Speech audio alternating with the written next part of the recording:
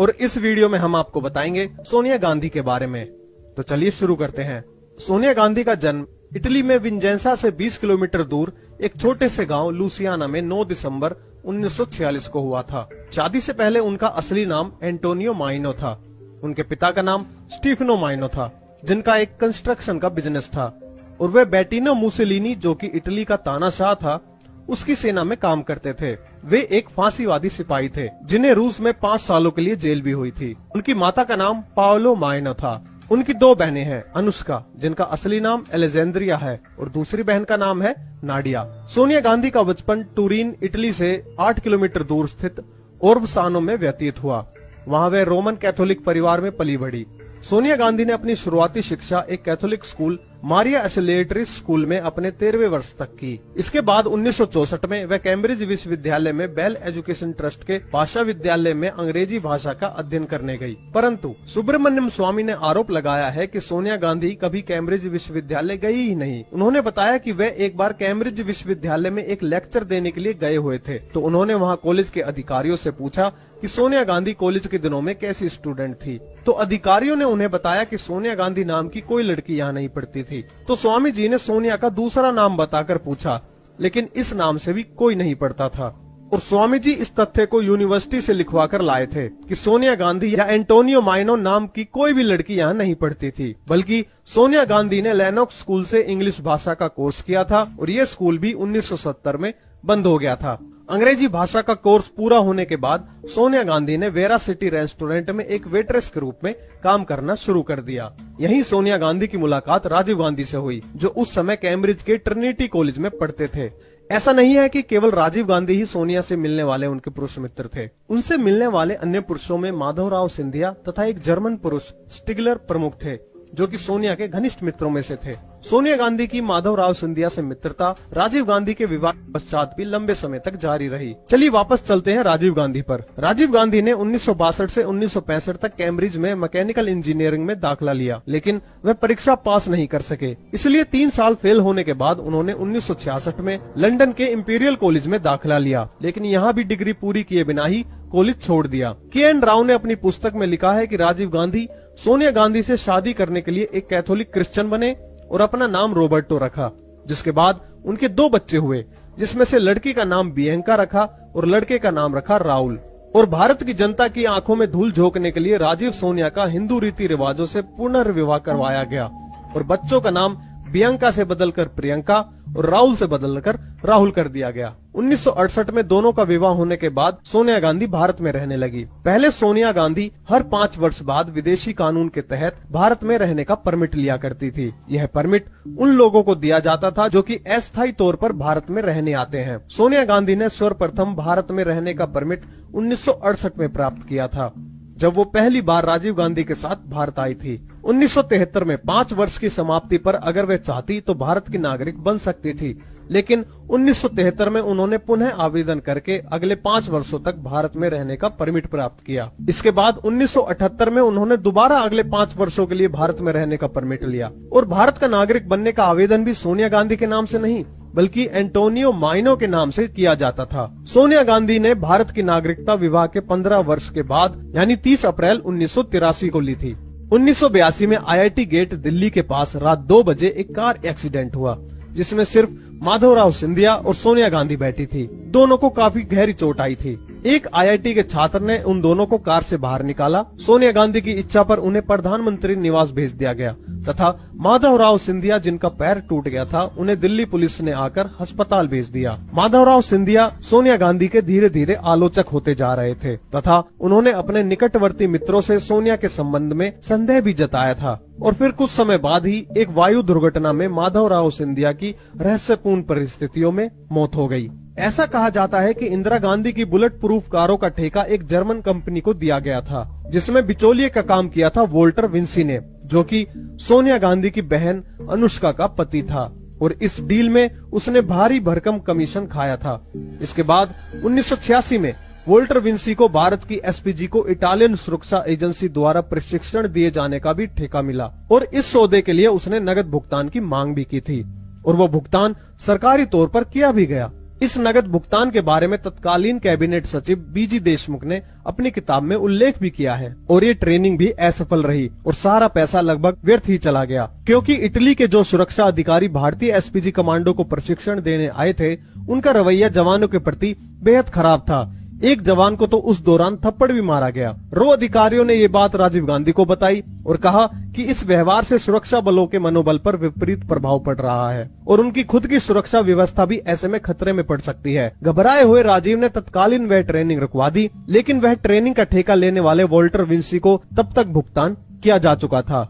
ऐसा कहा जाता है कि इंदिरा गांधी को बेशक गोलियां मारी गई थी, लेकिन उनकी मृत्यु उनके दिल या दिमाग को गोलियां लगने से नहीं, बल्कि बहुत ज्यादा खून बह जाने के कारण हुई थी। जब इंदिरा गांधी को गोली लग चुकी थी, तब सोनिया गांधी ने अजीब व्यवहार करते हुए बजाय उनको एम्स ले जाने के उसकी विपरीत दिशा में डॉक्टर राम मनोहर लोहिया हॉस्पिटल में ले जाने पर जोर दिया और बाद में अपना मन बदलते हुए फिर से फैसला बदला और इंदिरा जी को एम्स ले जाया गया। इस बीच करीब 24 मिनट बर्बाद हुए और ऐसा सोनिया गांधी ने क्यों किया, ये सिर्फ वही बता सकती हैं। स्विट्जरलैंड की प्रसिद्ध पत्रिका स्केविट्जर इलस्ट्रेट के नवंबर 1991 के अंक में छपी खबर के अनुसार राजीव गांधी के स्विस बैंक में लगभग $2 बिलियन रुपए खाते में मौजूद थे और ये खाता राजीव गांधी के मरने पर सोनिया गांधी को प्राप्त हो गया।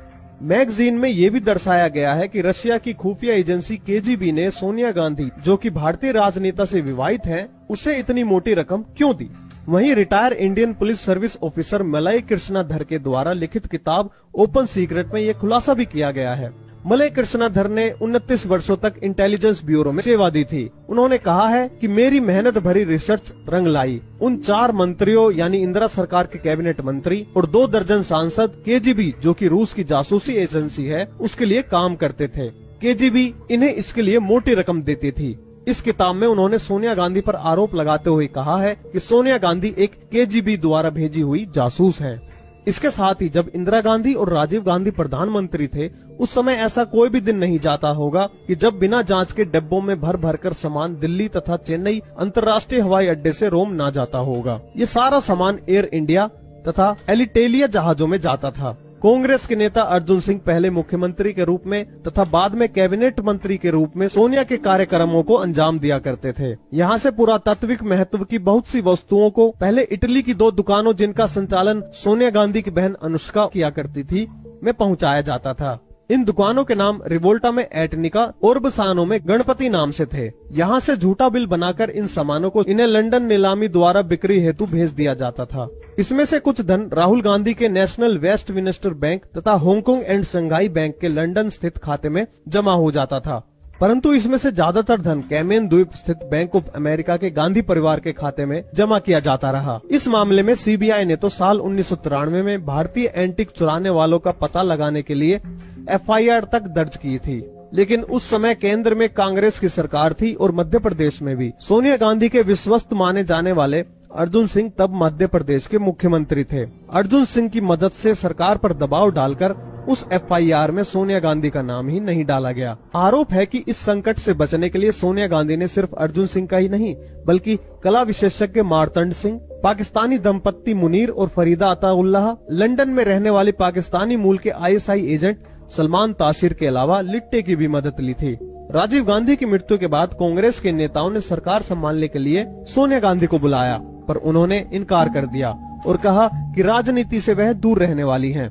लेकिन परिस्थितियों को देखकर 1997 में राजनीति से जुड़ गई। 1998 में सोनिया गांधी कांग्रेस पार्टी की अध्यक्षा बनी। इसके बाद सोनिया गांधी अक्टूबर 1999 में बेल्लारी कर्नाटक से और साथ ही अपने पति राजीव गांधी के निर्वाचन क्षेत्र अमेठी से चुनाव लड़ा और करीब 3 लाख वोटों से दोनों जगह से जीत हासिल की। इसके बाद 1999 में 13वीं लोकसभा में विपक्ष की नेता चुनी गई। इसके बाद 2004 के लोकसभा के चुनावों में सोनिया गांधी के नेतृत्व में कांग्रेस और उनके सहयोगियों ने मिलकर 204 सीटें जीती। इसके बाद सुब्रमण्यम स्वामी बताते हैं कि 14 मई 2004 के अखबारों में उन्होंने देखा कि सोनिया गांधी दावा कर रही थी कि वही सरकार बनाएंगी। उस समय वह मद्रास में थे।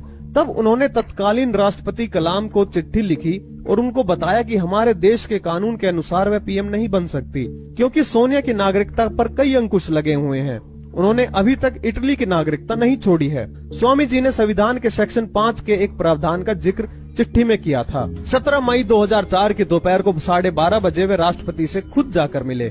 उनसे कहा कि सोनिया गांधी को प्रधानमंत्री नियुक्त नहीं किया जा सकता, ये कानूनों के खिलाफ होगा। उसी दिन शाम 5 बजे सोनिया गांधी को राष्ट्रपति से मिलना था, जहां वे सरकार बनाने के लिए दावा पेश करने वाली थी। लेकिन दोपहर 3 बजे सोनिया गांधी के पास राष्ट्रपति भवन से एक चिट्ठी पहुंची, जिसमें लिखा था कि शाम 5 बजे का अपॉइंटमेंट रद्द किया जाता है। अगर वे चाहें तो अगले दिन यानी 18 मई को मुलाकात कर सकती हैं। और इसी के चलते सोनिया गांधी ने मनमोहन सिंह को प्रधानमंत्री नियुक्त किया। इसके बाद राष्ट्रीय सुझाव समिति का अध्यक्ष होने के कारण सोनिया गांधी पर लाभ के पद पर होने के साथ लोकसभा का सदस्य होने का भी आक्षेप लगा, जिसके चलते 23 मार्च 2006 को उन्होंने राष्ट्रीय सुझाव समिति के अध्यक्ष पद और लोकसभा की सदस्यता दोनों से त्याग पत्र दे दिया। मई 2006 में वे रायबरेली उत्तर प्रदेश से पुनः सांसद चुनी गई। उन्होंने अपने प्रतिद्वंदी को 4 लाख से अधिक वोटों से हराया। इसके बाद 2009 के लोकसभा चुनाव में उन्होंने फिर यूपीए के लिए देश की जनता से वोट मांगा। एक बार फिर यूपीए ने जीत हासिल की और सोनिया यूपीए की अध्यक्ष चुनी गई। 2012 में बिजनेस इनसाइडर की आई रिपोर्ट के मुताबिक सोनिया गांधी के पास 2 से 19 अरब डॉलर यानी करीब 99 अरब से लेकर 948 अरब रुपए की संपत्ति थी, जिससे वे दुनिया की चौथी सबसे अमीर राजनेता बन गई थी। 2013 में सोनिया गांधी पहली महिला बनी जिन्होंने कांग्रेस के अध्यक्षा के रूप में अपने 15 साल पूरे किए।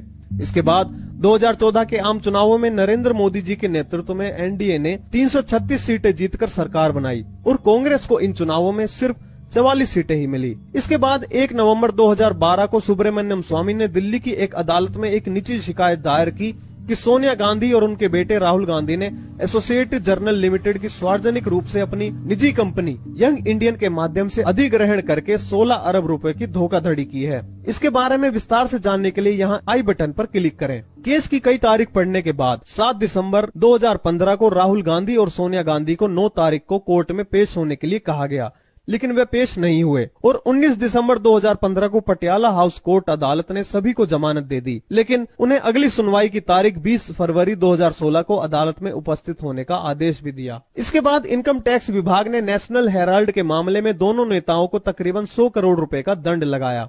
इनकम टैक्स विभाग के मुताबिक 2011-12 में सोनिया गांधी और राहुल गांधी ने तकरीबन 155.41 करोड़ और 154.96 करोड़ रुपए अपनी आय में नहीं दिखाए थे, जिसके एवज में दंड के तौर पर 100 करोड़ रुपए की देनदारी बनती है। अभी सोनिया गांधी इसी केस में जमानत पर जेल से बाहर चल रही हैं।